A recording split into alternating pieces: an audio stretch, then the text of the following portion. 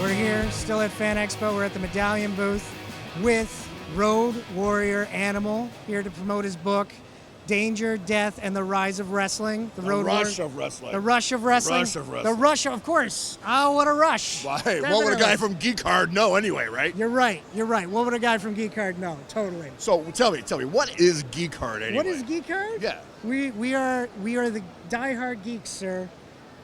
We're out there. We're fans. Geek. We are fans. I wonder what you call a diehard wrestling fan. A mark? Warrior, I don't know. Warrior Hard? I don't know. I don't know. Warrior Hard, yes. Warrior Hard, definitely. So of course, Hall of Famer. You've had one of the most interesting tag team wrestling careers of all time. Probably, you guys are the tag team dynasty, the Road Warriors, of course.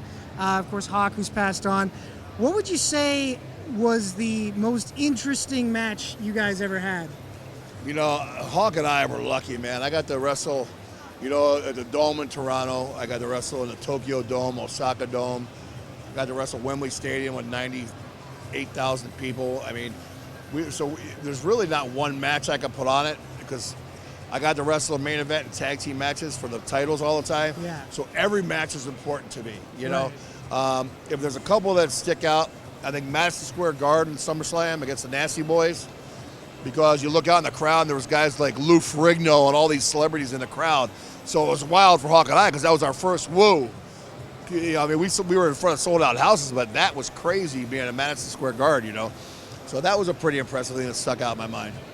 Cool. Now, of course, you guys, one of the most celebrated tag teams throughout many federations. Another team, though, that kind of has that title, that's tried to run for the title as the most celebrated tag team, is the Dudley Boys, which I know a few years back you got a chance with. You teamed up with Rick Steiner and did a big main event match with him at a TNA wrestling pay-per-view.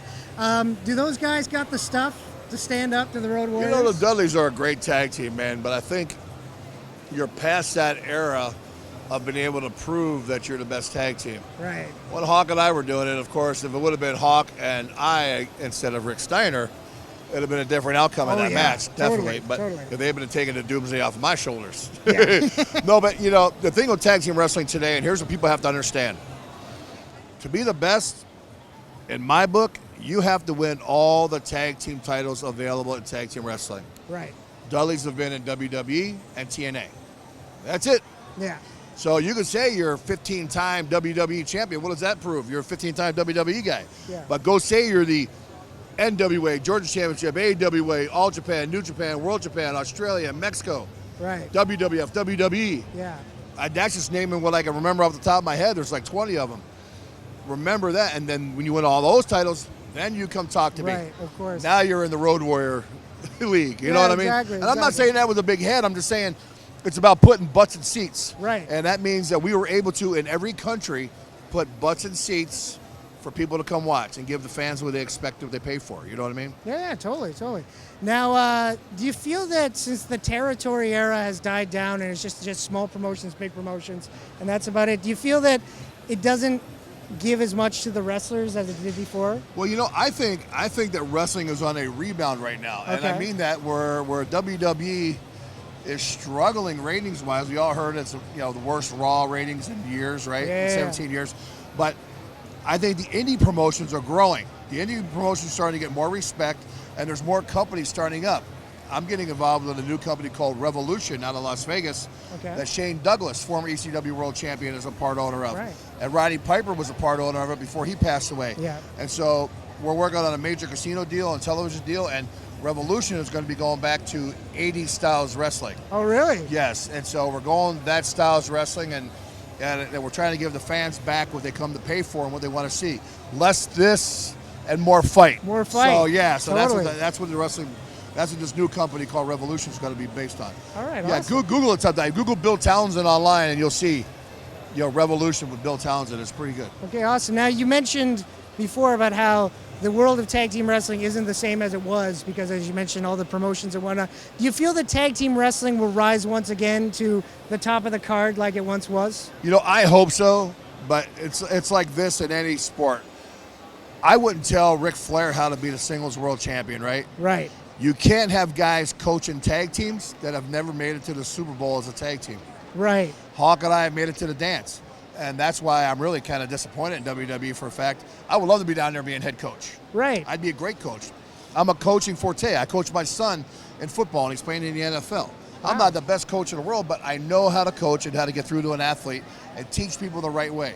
I would teach them the way that I would want to be taught. And so in that fact, of course, I would love to be a coach there, but hey, if you're not the boss's favorite, you don't get in, bro. It's just the way it is. If you're not a friend of the man there now, which is Triple H, you ain't getting in. Of course. Forget about it, right? Totally. So, but that's my philosophy on it. To become a Brock Lesnar or a Triple H in the singles category or a Ric Flair, you have had to make it to that dance. And the same with tag teams. If you were now Jerry Briscoe or somebody else coaching, well, then I would see, because Jerry's a former world champ. Yeah. Made it to the dance, or Arn Anderson, part of the Four Horsemen, or Road Warrior Animal that wants a coach teaching people how to be tag teams. Totally. That's how you get to be the best. Totally. Now, again, you guys, of course, were the best, most celebrated tag team. Do you think it had to do with the fact that you guys were probably the stiffest, strongest, hardest team out there? No, you know what I think it was? Because we were two fighters and bouncers that got into wrestling. We were not two wrestlers that tried to be fighters. Right. You understand what I'm saying? Yeah. So we were like yourself, everybody that went out to a bar someday in their life had to deal with that situation with a bouncer or somebody in a bar or whatever. We were those guys. So we were everyday people, and we had a different relationship with the fans. That's what separated Hawk and I. Right. We did not insult their intelligence. You never saw Hawk and I one time going, let's cheer. No. People came to us and cheered for us because they wanted to believe in us. We were kind of like the inner city underdogs, Totally. Being from Chicago and everything else, we're the inner city underdogs. So that's what helped us, I think, in wrestling become so popular. And we never lost that. Even when we went from bad guys in the beginning to good guys. I mean, for the first year or two, we were bad guys until we wrestled the Koloffs right at the end of the Cold War. Next thing you know, we're stone cold good guys. Yeah. Go figure, right? It's crazy business. Totally, yeah. Well, it's been great talking with you, sir. And I loved the many great matches you've had. And it would be great to see you coach the young teams. I'd love to do it, man. It's an honor to be on Geek Hard. That's right. It's a blast.